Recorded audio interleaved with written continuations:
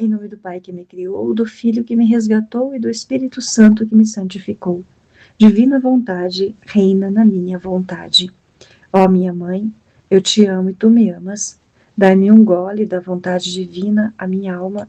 Me abençoa, mãe, para que todas as minhas ações sejam feitas diante dos vossos olhos maternais. Amém.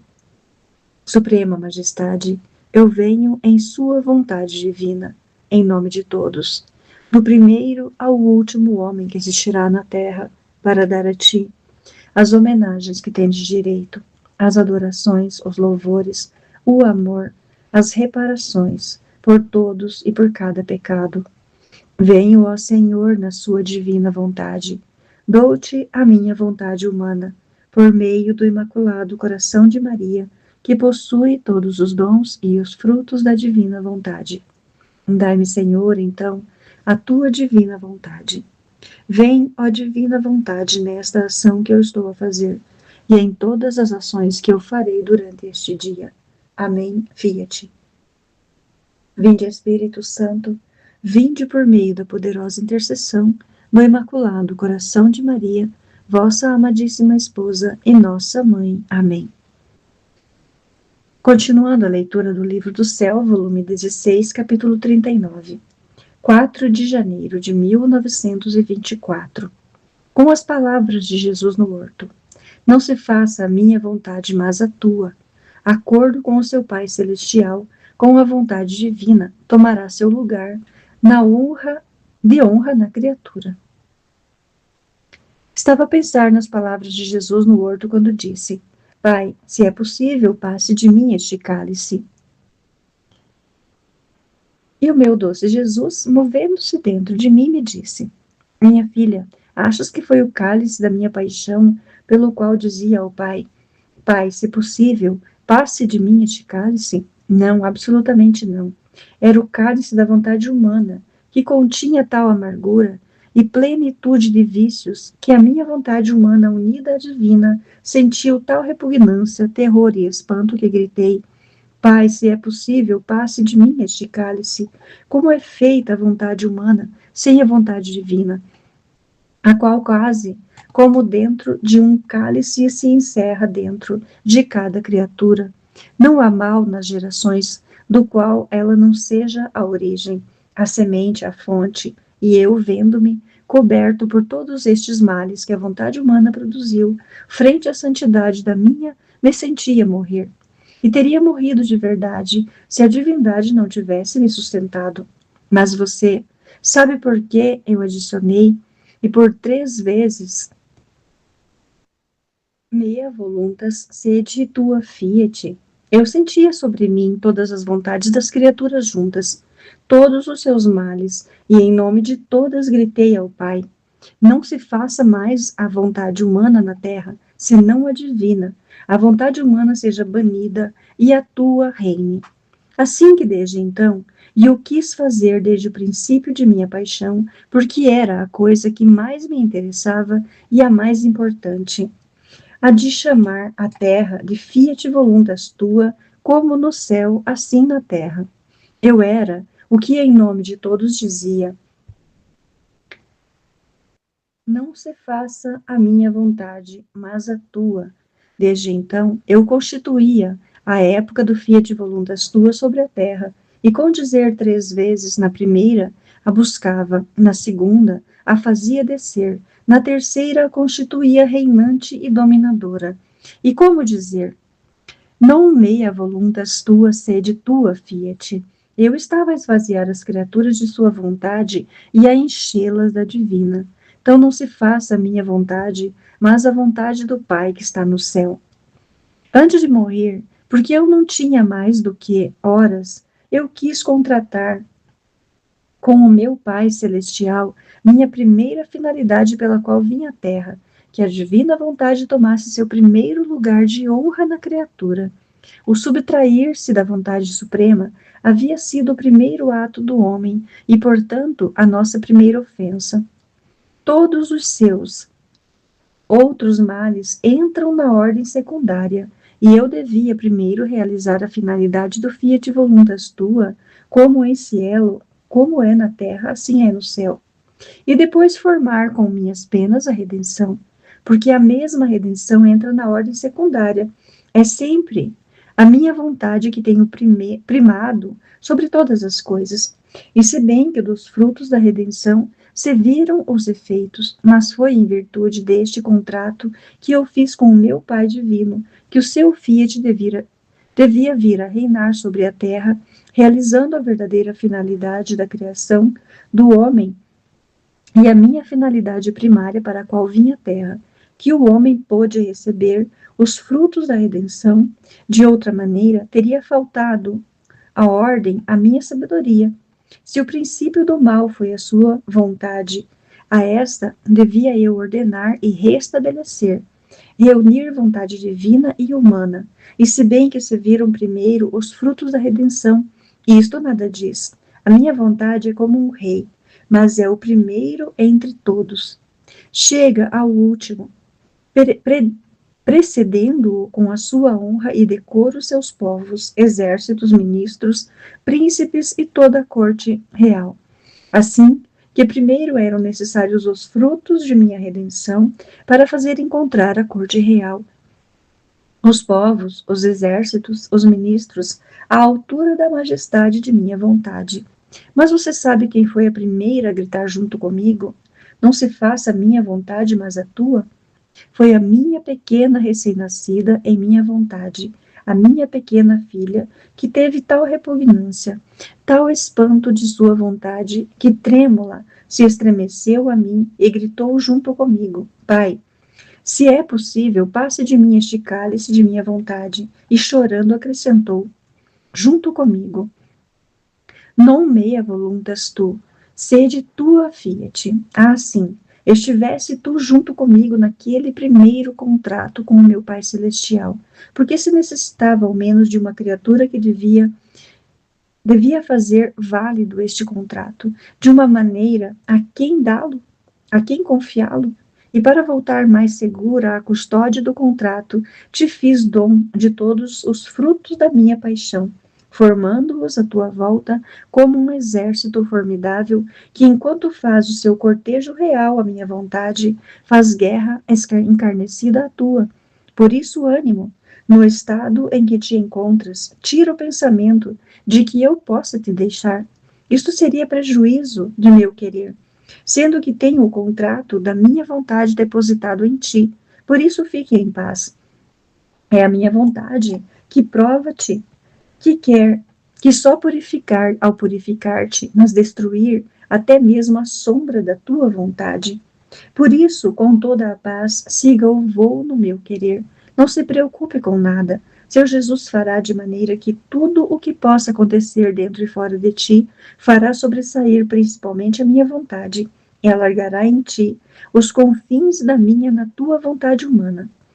Sou eu quem levará a batuta em seu interior, para dirigir tudo em você segundo o meu querer. Eu não me ocupei de outra coisa senão só da vontade de meu Pai, e como todas as coisas estão nela, por isso me ocupei de tudo. E se ensinei alguma oração, não foi outra senão que a divina vontade se faça como no céu, assim na terra. Mas era a oração que encerra tudo, assim que eu não girava senão em torno à vontade suprema. Minhas palavras, minhas penas, minhas obras, meus batimentos estavam cheios de vontade celestial. Assim, quero que faça você. Deve girar tanto em torno dela, até te fazer queimar pelo sopro eterno do fogo de minha vontade, de maneira que perca qualquer outro conhecimento e não saiba outra coisa, senão só e sempre o meu querer. Capítulo 40. 14 de janeiro de 1924. Na flagelação, Jesus quis ser despido. Jesus quis ser despido para dar de novo à criatura as vestes reais da divina vontade. Acompanhava o meu doce Jesus no mistério da flagelação, compadecendo-o quando se viu tão confuso no meio dos inimigos, despojado de suas vestes, sob uma tempestade de golpes. E meu amável Jesus, saindo do meu interior, no estado em que se encontrava quando foi flagelado, disse-me: Minha filha, quer saber a causa pela qual fui despido quando fui flagelado? Em cada mistério da minha paixão, primeiro me ocupava de consolidar a ruptura entre a vontade humana e a divina, e depois das ofensas que esta ruptura produziu. Quando o homem, no Éden, rompeu os vínculos na união entre a vontade suprema e a sua, despojou-se das vestes reais de minha vontade e se vestiu com os miseráveis trapos da sua, débil, inconstante, impotente, para fazer algo de bom. Minha vontade lhe era um doce encanto que o tinha absorvido em uma luz puríssima que não o fazia conhecer outra coisa que a seu Deus, do qual tinha saído. Quem não lhe dava outra coisa que felicidade sem medida? E estava tão absorvido pelo muito que lhe dava a seu Deus, que não se dava nenhum pensamento de si mesmo. Oh, como era feliz o homem, e como a divindade se deleitava em lhe dar tantas partículas de seu ser, por quanto a criatura pode receber, para fazê-lo semelhante a ele. Agora, assim que rompeu a união de nossa vontade com a sua, perdeu a vestidura real, perdeu o encanto, a luz, a felicidade.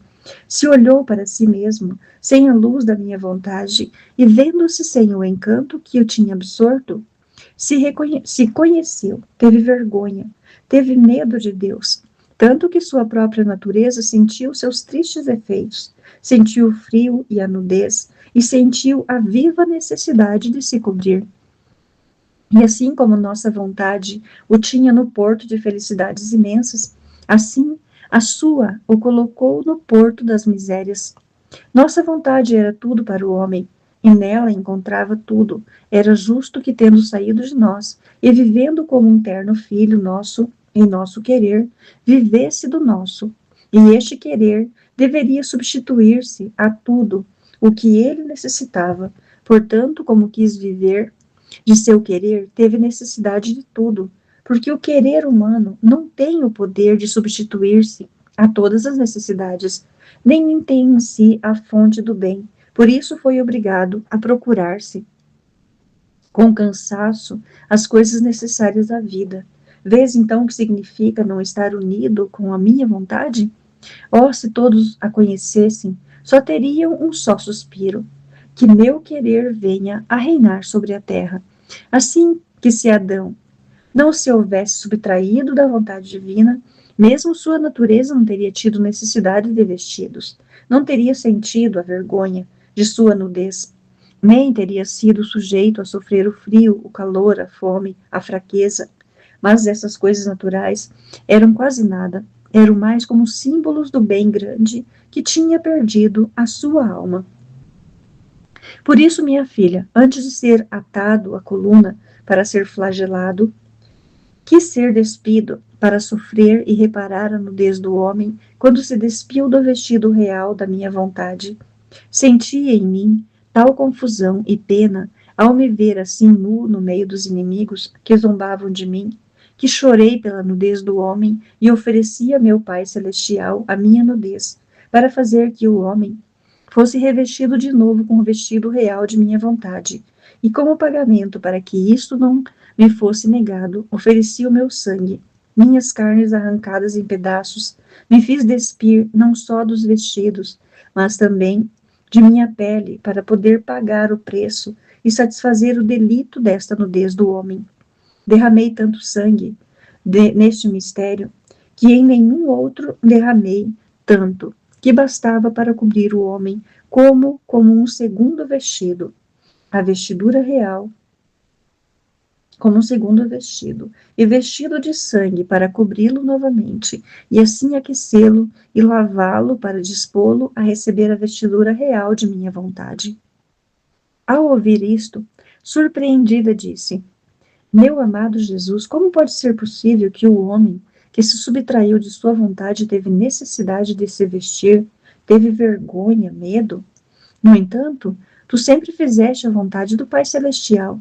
Eras uma só coisa com ele. Tua mamãe jamais conheceu seu querer, porém tiveram necessidade de vestidos, de alimento, e sentiram o frio e o calor. E Jesus acrescentou: Mas, minha filha, é precisamente assim. Se o homem sentiu vergonha de sua nudez e ficou sujeito a tantas misérias naturais, foi precisamente porque perdeu o doce encanto de minha vontade. E se o mal que fez o fez à alma, não ao corpo, mas indiretamente, foi como cúmplice da má vontade do homem. A natureza ficou como profanada, pelo mal querer do homem. Portanto, uma e outra deviam sentir a pena do mal feito. Respeito a mim, é verdade que fiz sempre a vontade suprema, mas eu não vim encontrar o homem inocente, o homem antes de pecar, mas vinha encontrar o homem pecador. E com todas as suas misérias, devia confraternizar-me com ele, tomar sobre mim todos os seus males e me sujeitar às necessidades da vida, como se fosse um deles. Mas em mim havia esse prodígio, que se eu quisesse de nada, tinha necessidade, nem de vestidos, nem de alimento, nem de nada. Mas não quis servir-me dele por amor ao homem. Quis sacrificar-me em tudo, mesmo nas coisas mais inocentes criadas por mim mesmo, para testar-lhe o meu ardente amor. E mais, isso servia para conseguir de meu divino Pai que por consideração minha e de minha vontade toda sacrificada a ele, restituísse ao homem a nobre vestidura real de nossa vontade. Capítulo 41. 20 de janeiro de 1924. O mar da divina vontade é mar de luz e fogo, sem porto e sem ribeira. Encontrava-me no duro estado das minhas habituais privações do meu bem-amado, e me sentia imersa nas amarguras, privada daquele que é o único que faz surgir o sol, o calor, o sorriso, a felicidade em minha pobre alma. Sem ele é sempre noite. Fico entorpecida pelo frio de sua privação. Sou infeliz. Por isso me sentia oprimida, e meu doce Jesus, movendo-se dentro de mim, disse-me: minha filha, coragem. Não te deixes dominar pela opressão. Se soubesses o quanto eu sofri ao ver-te sofrer tanto, que para não te ver sofrer assim te adormeço, mas eu fico junto a ti. Não te deixo. E enquanto você dorme, eu faço por você o que deveríamos fazer juntos, se você estivesse acordada. Porque não és tu quem quer dormir, sou eu quem quer. O quero e por isso te suplico. Olha o quanto te amo. Se soubesses o quanto sofro quando te vejo despertar, sofrer porque não tens advertido que te estava junto porque eu mesmo te tinha feito dormir no espasmo da minha privação. É verdade que você sofre, que eu sofro, mas é o nó do meu querer que também nisto corre em você, que se apertando mais, faz mais estável a nossa união. Por isso, ânimo, lembra-te que és o meu barquinho na minha vontade. E a vontade divina não é mar de água que tem os seus portos e suas praias onde fazem escala os barcos, os navios, os passageiros, onde descansam e se dão as diversões, e muitos passageiros não voltam mais a navegar no mar. O mar da minha vontade é mar de luz e de fogo, sem portos e sem ribeiras, portanto, para minha pequena barquinha, não há escalas, deve sempre navegar, mas com tal velocidade de fechar em cada um de seus batimentos e de seus atos toda a interminável eternidade, de maneira a uni-los com aquele batimento e ato eternos, que é o batimento e o ato de cada um. E você, navegando acima de tudo, fará em cada um dos seus batimentos o giro da eternidade, tomará tudo e nos trará tudo o que da divindade saiu para dar e para receber. Mas, enquanto dá, não recebe. E a minha pequena barquinha tem a tarefa de navegar no mar imenso da minha vontade para nos retribuir por tudo o que sai de nós. Por isso, se te oprimes, perderá a atenção do giro e o mar do meu querer, não se sentindo agitado pelos rápidos giros da minha pequena barquinha, você vai queimar mais e você vai sofrer mais por minha privação. Em vez disso, se você girar sempre, será como aquela doce brisa que, enquanto leva refrigério a nosso fogo, te servirá para adoçar o espasmo que sofre por minha privação. Capítulo 42. 23 de janeiro de 1924. Assim como Jesus entrelaçou com o seu Fiat Redentor, o Fiat Criador assim quer que o terceiro Fiat fique entrelaçado com o Fiat Criador e Redentor. A humanidade de Jesus é menor que a sua vontade eterna. Estava a abandonar-me toda no santo querer de Deus, e pensava entre mim. O Fiat formou todo o universo, e no Fiat da divindade fez alarde de seu amor para com o homem, apontando-o em cada coisa criada, de modo que em cada coisa criada se vê aquele Fiat impresso, que com tanta maestria, potência e harmonia brotou do seio divino para a criatura. O Fiat formou a redenção, tanto que em cada coisa que fez o Verbo eterno está o Fiat, que fazendo coroa lhe dá a vida. Assim que o Fiat Criador e o Fiat Redentor estão entrelaçados, juntos, em um eco, e um ecoa no outro e formam um só. Então não há ato criado em que o meu doce Jesus não tenha entrelaçado com o seu Fiat. Agora, meu adorado Jesus me disse tantas vezes que é necessário o terceiro Fiat para fazer a obra da criação e da redenção sejam completadas. Mas como será feito? Quem formará tantos Fiat para entrelaçar o Fiat Criador ao Fiat Redentor?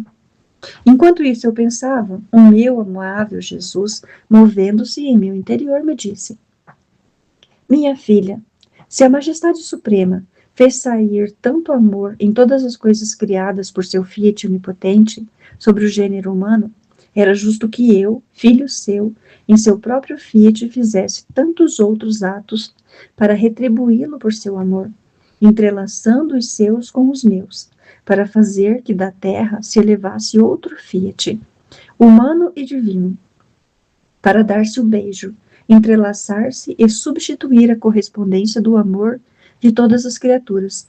Enquanto eu não vim à terra, o Fiat espalhado em todo o criado estava sozinho. Assim que vim, não esteve mais sozinho. Foi o meu primeiro objetivo, formar tantos atos do Fiat eterno por quantos tinha feito meu Pai na criação. Assim que com o meu Fiat, o Fiat Criador teve sua doce e harmoniosa companhia. Agora este Fiat não quer que sejam apenas dois. Quer o terceiro Fiat. Quer estar em três. E este terceiro Fiat o fará você. Por isso, muitas vezes, te atraí fora de você mesma. Coloquei-a naquele mesmo Fiat Criador e Redentor, a fim de que fizesse seu voo e entrelaçando o teu ao nosso, o Fiat Criador e Redentor ficarão entrelaçados pelo teu terceiro Fiat. Quanto mais você trabalhar em nosso Fiat, mais cedo você vai chegar ao caminho de nosso Fiat. E assim como o Fiat da criação saíram de nós tantas coisas prodigiosas e belas, como é todo o universo, e o Fiat da redenção substituiu a todos os atos da criatura, segurando a mão de seu filho perdido para conduzi-lo novamente ao seio de seu Pai Celestial. Assim o terceiro Fiat, quando tiver feito o seu caminho, se verá os efeitos. O meu querer, ser conhecido e amado, e tomar o seu domínio para ter o seu reino sobre a terra. Cada ato teu, de mais entrelaçados com o nosso Fiat, será um beijo humano que fará dar ao nosso Fiat um vínculo maior que formará entre a vontade divina e humana, de maneira que concordam. Não tenha reserva de se fazer conhecer e tomar seu real domínio. Tudo está em fazer-se conhecer, o resto virá por si só. Por isso, tantas vezes, te tenho recomendado que ao escrever não omitas nada do que concerne a minha vontade, porque o conhecimento é o caminho e a luz serve de trombeta para chamar os ouvintes para fazer-se ouvir. E quanto mais soar a trombeta, e mais soa por quanto mais conhecimento tem que manifestar, tantas mais pessoas vêm. O conhecimento agora é colocado em atitude de cátedra, agora como professor, agora como pai piedoso e amante excessivo. Em suma, tem em seu poder todos os caminhos para entrar nos corações para conquistá-los e triunfar sobre tudo. E por quanto mais conhecimento contém, tantos mais caminhos tem em seu poder. Então eu, quase confusa pelo que Jesus me dizia, disse: Doce amor meu, tu sabe como sou miserável e em que estado me encontro. Por isso sinto que para mim é impossível que com meus atos possa fazer o mesmo caminho do Fiat Criador e do Redentor. E Jesus, sim, o nosso Fiat não contém todo o poder que quer? Se o fez na criação e na redenção, como não pode fazer em você? Requer-se seu querer, e eu imprimirei o meu Fiat no seu, como imprimi meu Fiat divino no querer de minha humanidade. E assim faremos o mesmo caminho. Minha vontade pode tudo. Em minha onividência te fará presente os atos da criação e redenção.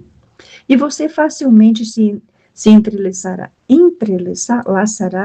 com os seus atos o terceiro Fiat a nosso Fiat. Não está contente?